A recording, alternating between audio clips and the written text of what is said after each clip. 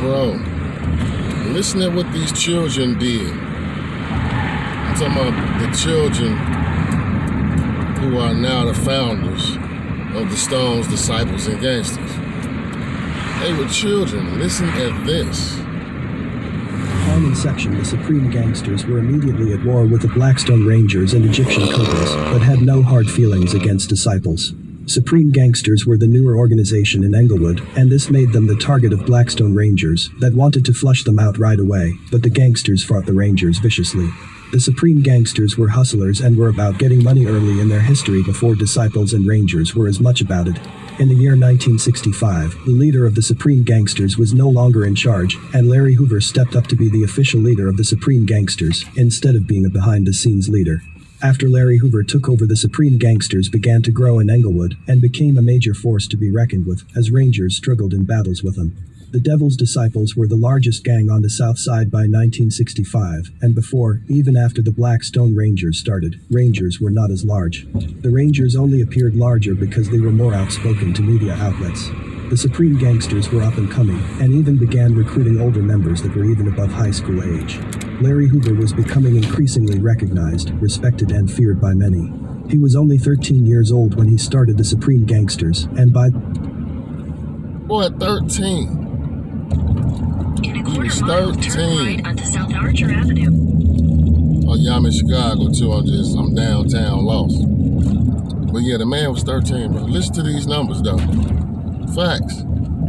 Like y'all think it wasn't no game, bro. These little boys had to step up. What grown man? I don't know why the grown man wouldn't do nothing. What was the grown man back then, bro? For these kids had to step up and do all this. Let's listen. The age of 14, he was in charge of older guys. On the date of January 6, 1966, the Disciples perceived the Rangers as a threat due to their aggressive recruitment measures. In order to counteract this threat, David Barksdale had the idea to create a unity among several gangs on the South Side that mutually hated the Rangers. This was to be a coalition that would absorb these gangs under one Disciple Nation. This new coalition would become known as the Black Disciple Nation. The coalition expanded Disciple boundaries beyond the Englewood, Hyde Park and Kenwood area, and put them in further South Side neighborhoods like Greater Grand Crossing, Woodlawn, Washington Park, as they absorbed up several small black gangs in all these communities, causing Disciple numbers to grow into the thousands. Every gang that absorbed into the Black Disciple Nation adopted the last name of Disciple. This spreading of this nation did not gain much notoriety due to Disciples keeping the activity low-key, therefore, you don't read much about it in the history books. What you will read all about is how the rival Black P. Stone Nation spread all over the place after that nation was created in May of 1966 to counteract the Black Disciple Nation. Again, it was because Stones were more outspoken to media outlets. Now that there were the powerful Black Disciple and Black P. Stone alliances at war with each other, the much smaller Supreme Gangsters, Larry Hoover, now felt the need to create his own countermeasure against the Black P. Stones. He adopted the same belief as the Disciples in keeping out of media outlets and having a code of silence, hence, why the new Gangster Nation alliance flew under the radar when it started in 1966 and through the rest of the 60s. The gangsters absorbed several black gangs that all hated Stones and didn't want to be Disciples from as far south as 71st Street. All organizations that joined the Gangster Nation adopted the last name of Gangster to show allegiance.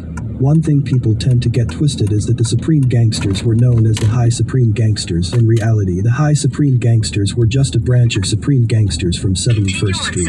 Another branch on 71st. Now, I hope that gave y'all some clarity. I'm going to take it back some. But I hope that gave y'all some clarity on Larry and him having an affiliation with the Black P. Stone. This guy here who I found on YouTube gonna take us a little further. But no, he wasn't a Stone at all, bro. Just listen closely. To show allegiance. One thing people tend to get twisted is that the Supreme Gangsters were known as the High Supreme Gangsters. In reality, the High Supreme Gangsters were just a branch of Supreme Gangsters from 71st Street. Another branch on 71st was the Imperial Gangsters, once again another name that gets confused as a Supreme Gangster official title.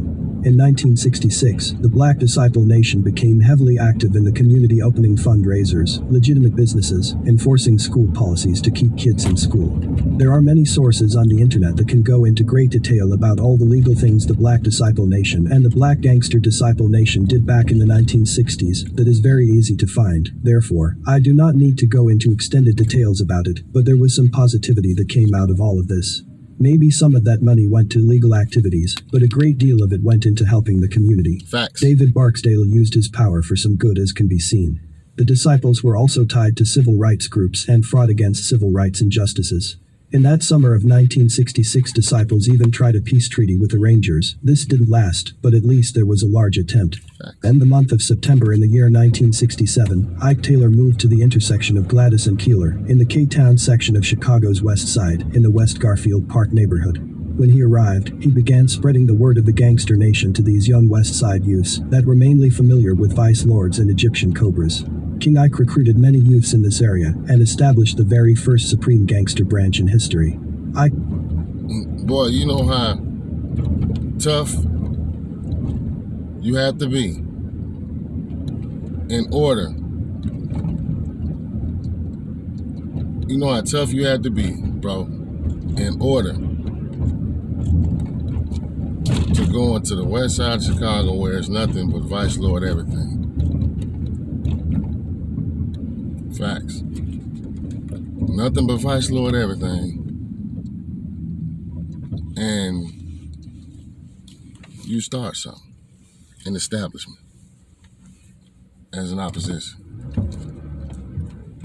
Peep that one. Appointed Robert Red Lawson to be his sergeant of arms, and this was the birth of the gangster disciples on the west side of Chicago, and it all started in 1967. The West Side Supreme Gangsters gained quick popularity, especially after they absorbed the Black Pimps and the Jive 5 gangs by the 1970s. The Black Pimps were especially large in the West Garfield Park area, so this became a colossal move for the gangsters, turning them. This gave the gangsters a major momentum boost, and they soon colonized the Henry Horner projects located in the near West Side neighborhood, putting the gangsters on the map in 2 West Side neighborhoods.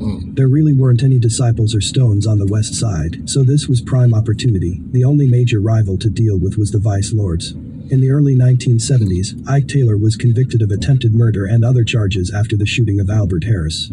In the court case of People versus Taylor on December 24, 1974, Albert Harris was walking home from a friend's house and was down the street from where he... Now, this is court documents on things. This guy who's doing this this right here, you know, this not, I ain't gonna say interview, would be the wrong word, but this report, you know, in this history report, he is on point. He did a lot of good research for him to come up with all this. And a lot of this stuff I ain't even know about. I ain't know Larry and them was children. Bro, he need to come home. Especially after finding out everything they did to us and forcing us into situations where we're selling drugs and shooting and killing each other, bro. Let's love each other. We're the red Aboriginal American people. He don't need to be locked up in a land that belonged to his ancestors. For real. Especially after being set up by a stranger from another, oh my God. Let's continue. Lived. Harris stopped walking when he heard the clicking sound of a gun. He turned and claimed he saw Ike Taylor standing there holding a pistol. Harris said that Ike said, "It ain't nothing but a gangster thing." Harris then saw another man holding a shotgun in a doorway. Then Henry Heron joined Taylor holding a pistol and Ronald Lawson on the other side of Taylor holding a shotgun. Harris then claimed that Taylor said, "You're busted," then shot Harris in the throat. The man with the shotgun in the doorway fired next and shot Harris in his right side. A fifth shooter suddenly showed up and shot Harris again with a 12-gauge shotgun in the face.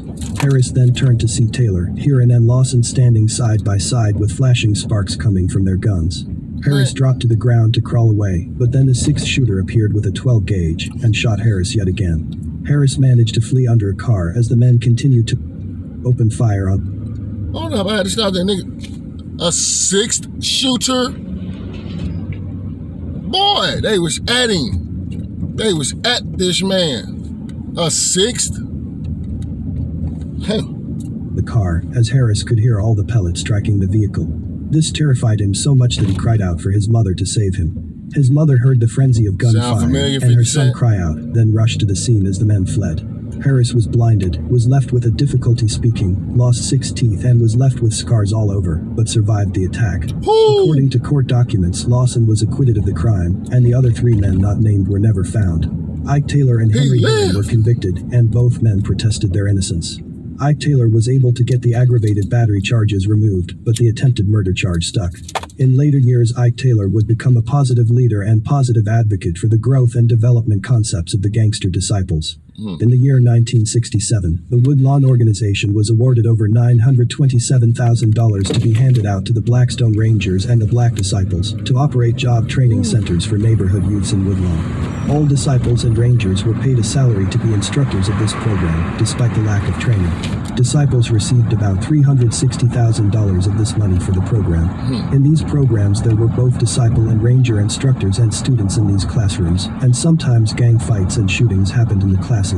In the year 1968, war began between the Black Disciples and Gangster Nation. Larry Hoover became the target for assassination attempts.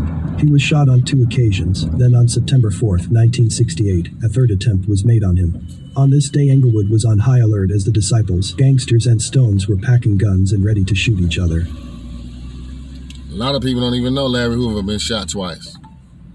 But they swear, they know everything about everything. But a lot of people don't even know that, man. And this is some high school stuff. Remember, Larry went to prison around when he was 19, bro. These dudes was 12, 13. Remember, he gained leadership at 13. They was already together probably when they was 9, 10, bro. Like, these dudes was well advanced. And they had to be. Man, come on now. What was the grown people at? At Parker High School, members of the Supreme Gangsters and Disciples were especially ready to get into drama against each other. Barron Disciple member James Highsmith and Disciple co-founder Leonard Longstreet entered Parker High School, even though they weren't students. The two spotted Larry Hoover standing outside of the principal's office, and Highsmith walked past him with a smile. As Longstreet shouted out, "Burn him," Highsmith pulled out a .32 pistol and shot Larry Hoover and 2 others nearby. No one was killed, but Highsmith was convicted of the shooting and sentenced to 5 years. During that full season of 1968, the guns were blazing all over the South Side as disciples, gangsters, and Stones were at each other's throats as bodies were dropping. This led to a temporary truce between the 3 organizations that didn't last long, but it was an attempt to curtail the several acts of violence on the South Side.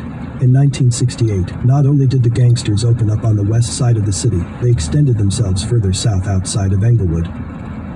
Man, now listen, don't get me wrong. I am not promoting gang violence. In no way. I agree with Charleston White. All of us, we ain't do nothing but kill each other, bro. For real. And we need to do better, bro. For real. But what I'm saying, in retrospect to that, bro, they made all type of crip and blood situations.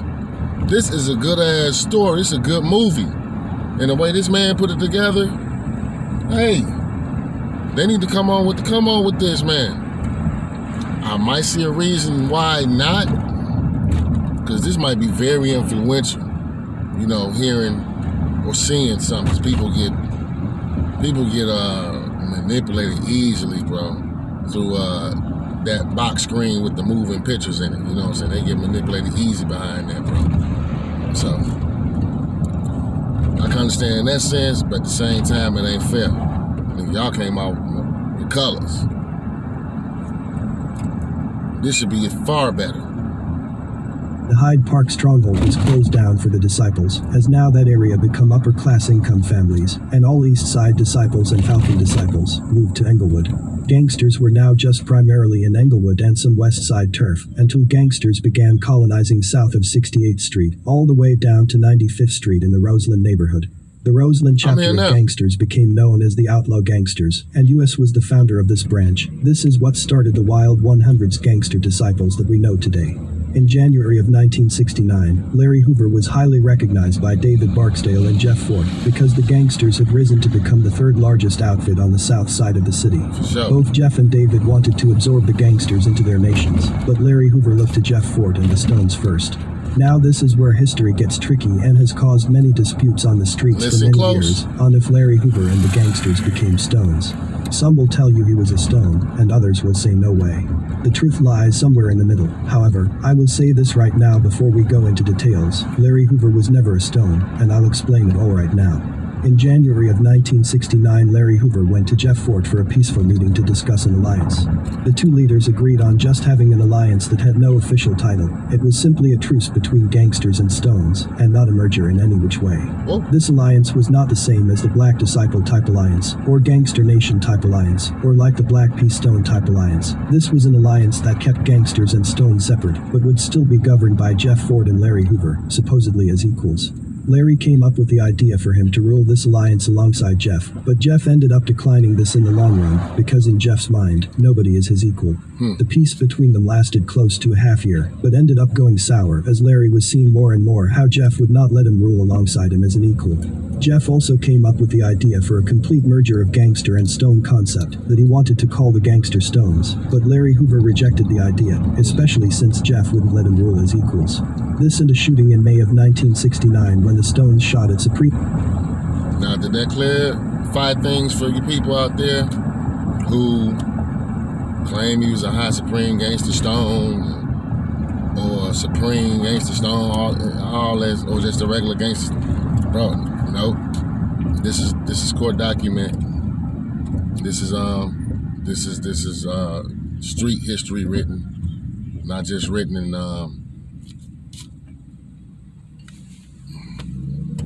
amongst the politics. This stuff is out there.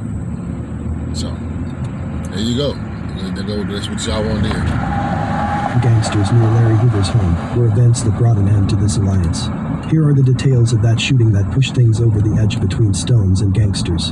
On May 7, 1969, two Supreme gangsters, Gregory Sanders and Ronald Vandergrift, were shot at by Black P. Stones at the corner of 69th and Halsted in the Englewood neighborhood. At the intersection of 69th and Green at address 817 West 69th Street, Old Shrimp Shop that's no longer there. Between 1:30 a.m. to 2 a.m. Ronald Vandergrift came across Lonnie King and Charlie Stone Smith, who were two members of the Double Six Kings, which was a Black P. Stone gang. Vandergrift knew Lonnie King, so he began walking and talking with him as they walked towards 69th and Halsted. Lonnie started telling Ronald that he did not belong around there and to stop coming around that neighborhood, because Ronald was a Supreme gangster. Lonnie had no idea about the gangster and BPS alliance, and somehow Ronald could not convince him of it. Charlie Stone Smith then came around the corner and joined Lonnie in telling Ronald he did not belong around there, and to keep his gangsters out. Charlie was ruthless about it, and only said it one time, then yanked out his revolver and shot at Ronald 2 times, striking him once in the groin area in his inner left thigh. After Ronald was shot, he ran to the other side of the street. Felix Murray and Gregory Sanders were nearby. Both were Supreme gangsters. And they also fled the scene. Ronald did not get far because of his wound and fell between 2 cars. Felix Murray then came to help Ronald, and as the 2 men took off, King and Smith kept shooting at them and grazed Murray. The 2 men ran 2 blocks away to the corner of 68th and Green, and that is where they met up with Charles Hoover at the family home of Larry Hoover. The 2 were then taken to the hospital and were treated for their wounds. The hospital called the police about the fact they were shot, but both men declined pressing any charges or naming their assailants, according to court documents. On May 9th at about 4 p.m. Charles Hoover was at the corner of 68th and Halsted and saw the shooters Lonnie King and Charlie Smith. King and Smith told Hoover they were sorry and that they did not know Hoover and the Supreme gangsters were allies. On May 11th, Vandergrift, King, Murray, Smith, Charles Hoover and some others attended a reconciliation meeting at the Black P. Stone headquarters, where the shooting was declared an accident due to the fact that the shooters did not know Supreme gangsters were now allies, according to court documents. Black P. Stone Ranger chiefs were the judges in this meeting. In June 1969, Ronald Vandergrift was picked up by CPD for jumping bail, marijuana possession, and 2 charges of aggravated battery, according to court documents. Vandergrift made a deal with CPD and decided to testify all about the shooting and now press charges in exchange for leniency for his crimes. He also came to this decision because by then the Supreme gangsters had now went back to war with the Stones and were now merged with the Disciples. This opened up a court case of People v. Smith on October 9, 1973, which was a joint indictment of Stephen Smith for an aggravated battery charge, and was also being indicted on murder charges from June 2, 1969. He was 20 years old at the time, and the leader of the Double Six Kings. In June of 1969, Larry Hoover had completely had enough of the Stones and conferenced with rival David Barksdale instead. David Barksdale wanted the same type of plan that Jeff Ford wanted, which was to absorb gangsters and disciples together as black gangster disciples. David's plan would offer Larry to rule alongside David Barksdale, as both men would become kings. Although this was a merger of concepts, it was not a combination into one gang. It was still an alliance, but a closer conceptual alliance than what Stones had with the gangsters. Larry accepted this offer because him and David would have equal say-so in how the alliance operated. This was a much more attractive deal for Larry Hoover, and he accepted this offer, and this brought about the birth of the Black Gangster Disciple Nation name. Prince Oldtimer was appointed the Prince of the Disciples, while Tennessee the Prince of the Gang.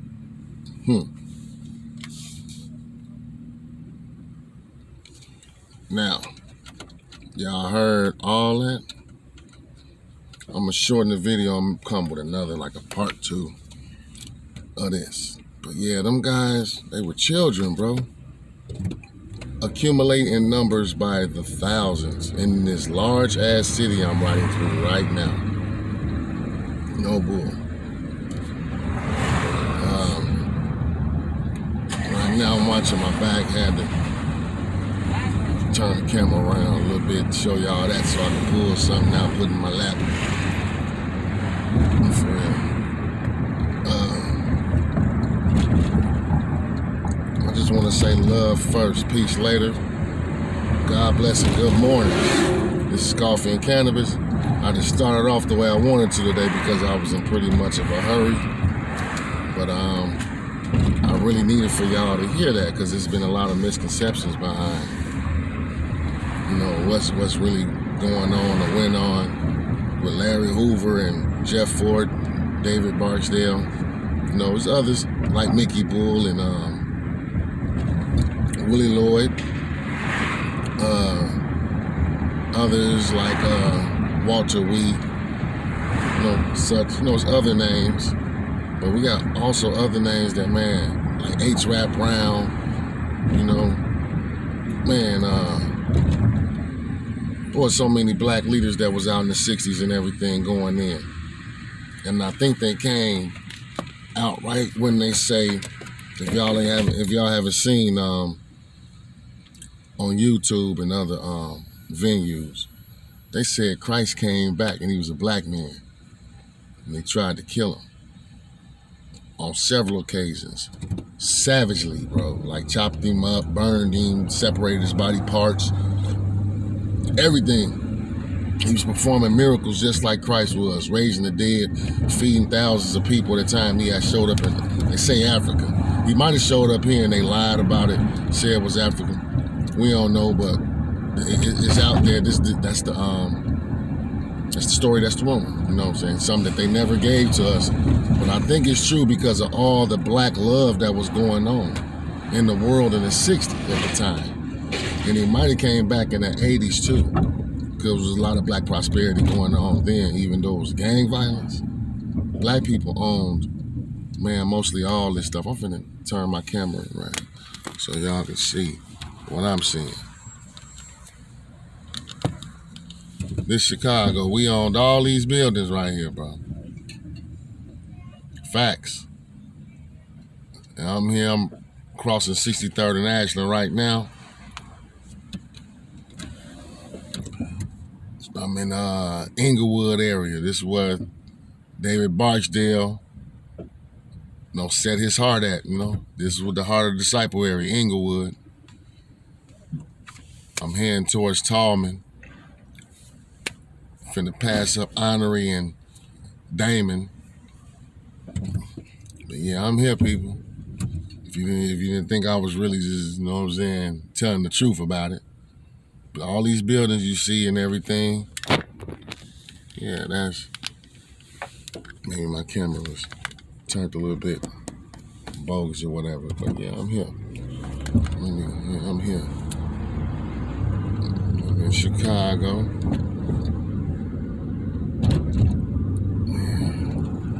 Probably can see through my window right here. Let me see, goddamn it, a little something. A lot of little traffic too. I need brakes. Y'all hear my shit clunking it out the window? I don't know if I need brakes or whatnot. But I'm gonna end this video. Just had to bring y'all that little snippet, little 20-minute thing right there concerning that. Just want to say much love, peace later, God bless, good morning. And let's be righteous and make some money, bro. Let's take our land back. Facts.